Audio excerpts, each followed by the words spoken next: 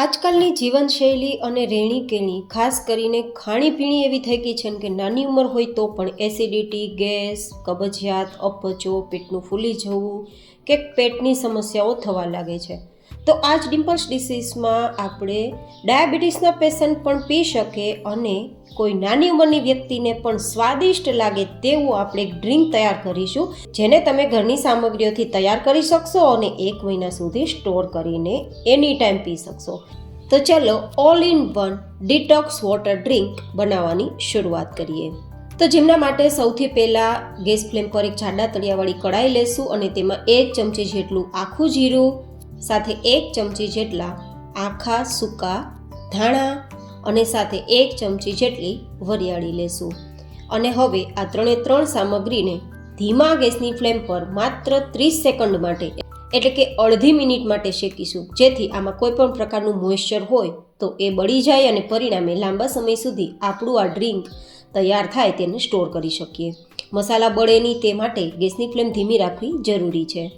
આ શેકાઈ ગયું છે તો 1 લીટર જેટલું પાણી ઉમેરશું અને હવે તેમાં 1 ચમચી જેટલો ફુદીના પાવડર ઉમેરીશું. તમે અહીંયા લીલો ફુદીનો ઉમેરવા માંગતા હોય તો 1 મુઠ્ઠી જેટલા પાંદડા ઉમેરી શકાય અને વધઘટ પણ કરી શકાય, પણ મારી પાસે સૂકો છે તો 1 ચમચી ઉમેરેલો છે. હવે આ રીતે ચલાવશું અને આપણા બધા જ જે સીડ્સ છે, ધાણા, જીરું અને વરિયાળી, તે બધા જ એકદમ સોફ્ટ થઈ જાય અને બધા જનો કલર પાણી સાથે મિક્સ થઈ જાય ત્યાં સુધી આપણે તેને ઉકાળવાનું છે. આપણે અહીંયા લીધેલી 3 સામગ્રી છે તે પેટની સમસ્યા દૂર કરવામાં કારગર છે, જેમના હું તમને ફાયદા બતાવું, જેથી તમને પણ ખબર પડે કે તમે જે પી રહ્યા છો તેમાંથી તમને કઈ રીતે ફાયદા થઈ શકે. આયુર્વેદ અનુસાર જીરું એક એવો મસાલો છે કે જે પાચન રસને ઉત્તેજિત કરે છે અને એસિડિટી કે અપચા જેવી પેટની કોઈ પણ સમસ્યા હોય તેને દૂર રાખે છે, કારણ કે જીરુંની અંદર થાઇમોલ નામનું ખાસ એક ગેસ્ટ્રિક ગ્રંથિ સ્ત્રાવને ઉત્તેજિત કરતું સંયોજક પોષક તત્વ રહેલું છે અને પરિણામે આંતરડાને સ્વસ્થ રાખે છે. સાથે સાથે એન્ટીઓક્સિડન્ટનું પ્રમાણ પણ તેમાં ભરપૂર હોય છે, જે આપણા પૂરા શરીરને ડિટોક્સિફાય કરે છે. સાથે આપણે ઉપયોગમાં લીધેલા 1 ચમચી જેટલા ધાણા, જે દરેક ભારતીય રસોડામાં જોવા મળે અને તેનો ઉપયોગ કોઈને કોઈ રીતે, પછી મસાલા હોય કે વાનગીઓનો સ્વાદ હોય, તેને વધારવામાં તો કરીએ છીએ, સાથે સાથે આપણે આ રીતે ઔષધિઓમાં પણ તેનો ઉપયોગ કરીએ છીએ, જે આપણા હાથ પગમાં થતી બળતરા, એસિડિટી, આંખની બળતરા, યુરિન સમયે કોઈ બળતરા થતી હોય તો તે, અને માથાનો દુખાવો થતો હોય તો તે પણ દૂર રાખે છે, કારણ કે તે અદ્ભુત ઠંડક આપનાર છે. આયુર્વેદમાં બતાવ્યું છે કે વરિયાળીને ત્રિદોષક ઔષધિ માનવામાં આવે છે, જે આપણા પિત્ત, વાત અને કફ, આપણા શરીરમાં 3 પ્રકૃતિ હોય છે ને, તે 3 પ્રકૃતિને કંટ્રોલ કરે છે, સંતુલિત રાખે છે, બેલેન્સ રાખે છે. જો તમે વારંવાર એસિડિટી, ગેસ, અપચો, પેટનું ફૂલવું કે પછી ભારેપણું, તો તમારે આ રીતે વરિયાળીનો ઉપયોગ ડેઈલી કરવો જ જોઈએ. આ ફુદીનો છે તે એસિડિટીની સમસ્યાને દૂર કરવામાં ખૂબ જ ફાયદાકારક છે, કારણ કે ફુદીનાની અંદર મેન્થોલ નામનું તત્વ હોય છે, જે પેટની ગરમીને શાંત કરે છે, છાતીમાં કે પેટમાં થતી બળતરામાં રાહત આપે છે અને અંદરથી તમને ગરમીની સિઝનમાં પણ શિયાળા જેવી એસી જેવી ઠંડક આપે છે. 5 મિનિટ પછી એકવાર ચેક કરી લેવાનું. આપણા બધા જે સીડ્સ સોફ્ટ થઈ ગયા હોય તો ગેસની ફ્લેમ બંધ કરી દેવાની છે, પણ જો સોફ્ટ ના થયા હોય તો 1-2 મિનિટ માટે તમારે ફરીથી તેને ઉકાળવાનું. તમે જોઈ શકો છો કલર એકદમ પીળાશ પડતો આવી ગયો છે, મતલબ બધા જ જે આપણા શીટ્સ છે ને 3 પ્રકારના અને ફુદીનો, બધાએ તેનો કલર છોડી દીધો છે અને બધા જ સોફ્ટ થઈ પણ ગયા હશે. તેમ છતાં એકવાર ચેક કરી લેવાનું. હવે તમને લાગશે કે આ પાણી તો આપણે ઉકાળ્યા વગર પણ પી શકીએ ને, જરૂર પી શકો. જો તમને આ બધી જ વસ્તુઓ કરવાનો સમય નથી તો આ 3 બીજ અને ફુદીનો તમારે રાત્રે ઉફાળા ગરમ પાણીમાં પલાળીને રાખી દેવાનું, સવારે ગરમ કર્યા વગર પાણી પી જવાનું અને બધા જ સીડ્સ ચાવીને ખાઈ જવાના. પણ એ બધું જ કદાચ મોટી ઉંમરના વ્યક્તિઓને પસંદ આવે, પણ આજની જનરેશનને પ્રશ્ન હોય અને આ બધું પસંદ ના આવે તો શું કરવાનું? અને બીજું એ, આટલો બધો ગરમ કરવાનો, આ બધું કરવાનો સમય ના હોય તો તમે બસ એકવાર બનાવીને 1 મહિનો સ્ટોર કરીને રોજ યુઝ કરી શકો છો, તો પણ તમારું કામ થઈ જશે. હવે આ થઈ ગયું છે તો તેને નીચે ઉતારી લેશું ને થોડું ઠંડુ કરી લેશું.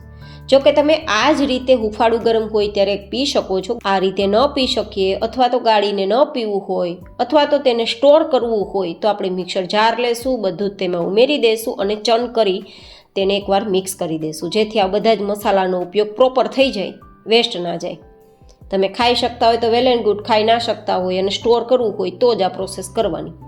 તો આ રીતે ગાળી લેવાનું છે અને ગાળ્યા બાદ આ વધેલું છે ને તેને તમે કોઈ પણ શાકની ગ્રેવીમાં યુઝ કરી શકો છો. તો હવે આ જે પાણી તૈયાર થયું છે ને તે આપણું ડિટોક્સ વોટર છે, આ પીવા માટે તૈયાર છે. હવે આ ડિટોક્સ વોટરને તમે 1 મહિના સુધી કોઈ એરટાઇટ બોટલમાં ભરી અને ફ્રીઝમાં રાખી સ્ટોર કરી શકો છો.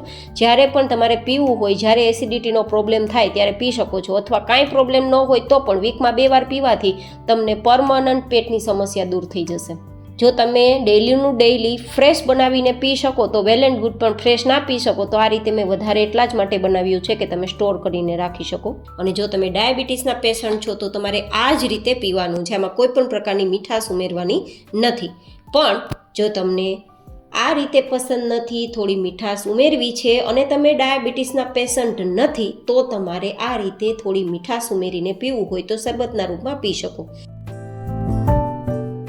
તો 1 ગ્લાસમાં થોડો ગોળ ઉમેરશું. તમે સાકર ઉમેરી શકો છો, પણ ગોળના ફાયદા વધારે છે. તમને લાગશે ગોળ તો ગરમ પ્રકૃતિવાળો હોય છે, ગોળ કઈ રીતે પી શકાય? પણ ગોળ જ્યારે પાણી સાથે ડેલ્યુટ થશે, મિક્સ થશે, ત્યારે તે ઠંડક આપવાનું જ કામ કરશે. અને એટલા જ માટે આપણા વડીલો છે તે ગરમીની સિઝનમાં પેટની ગરમીને દૂર રાખવા માટે ગોળવાળું પાણી પીતા અને ઠંડક મેળવતા. એ કદાચ તમે તમારા વડીલો પાસેથી સારી રીતે આ વસ્તુ જાણી શકશો. લીંબુનો ઉપયોગ કરવો હોય તો 1-2 ચમચી જેટલો કરી શકો છો. બહુ પિત્ત કે એસિડિટી હોય તો લીંબુ ના ઉમેરતા અને પછી સંચળ પાવડર ઉમેરવો, જેથી થોડો સ્વાદ આવે. સાદું નમક ના ઉમેરવું. હવે તમારી ઈચ્છા હોય તો બરફના ટુકડા ઉમેરી શકો છો. જો કે હું તમને રિકમેન્ડેડ કરું છું કે બરફ વગર હુંફાળું ગરમ હોય ત્યારે અથવા તો નોર્મલ રૂમ ટેમ્પરેચર પર હોય ત્યારે પીજો. બાકી આપણે ડિટોક્સ વોટર તૈયાર કર્યું તેને ઉમેરી મિક્સ કરીને પીવાનું. આ ડિટોક્સ વોટર તમને કાંઈ સમસ્યા હોય તો ડેઈલીના માટે 1 ગ્લાસ પી શકો છો અને 2-3 ગ્લાસ પીવું હોય આખા દિવસનું તો પણ તમારી ઈચ્છા પી શકો છો. પણ કાંઈ પ્રોબ્લેમ ન હોય તેમ છતાં વીકમાં 2 વાર પીવાથી તમે તમારા પૂરા શરીરને ડિટોક્સિફાય કરી શકો છો અને ભરપૂર ગરમીમાં પણ તમને ઠંડક મળી શકે તેવી ફિલિંગ્સ લઈ શકો છો. તો કેવું લાગ્યું તમને ઓલ ઇન વન આ ડિટોક્સિફાઈ વોટર ડ્રિંક? મને જરૂર તમારા ફીડબેક શેર કરજો. ફરી મળીશું એક નવી જ એન્ડ હેલ્ધી રેસીપી સાથે. ત્યાં સુધી stay healthy and stay happy.